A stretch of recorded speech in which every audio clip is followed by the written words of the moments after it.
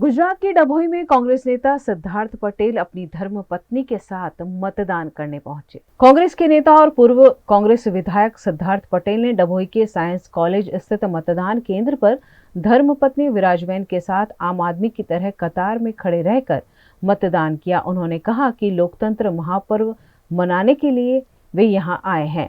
4 तारीख को मतगणना के साथ ही जनता के फैसले का पता लग जाएगा। अफवाह बाजार पर ध्यान न दें। लोग अपने मताधिकार को समझते हैं और इसका उपयोग कर रहे हैं। मतदान कर्યું છે। લોકશાહીનું પર્વ આજે ઉજવાઈ રહ્યું છે અને દેશની લોકસભા માટેનું મતદાન થઈ રહ્યું છે।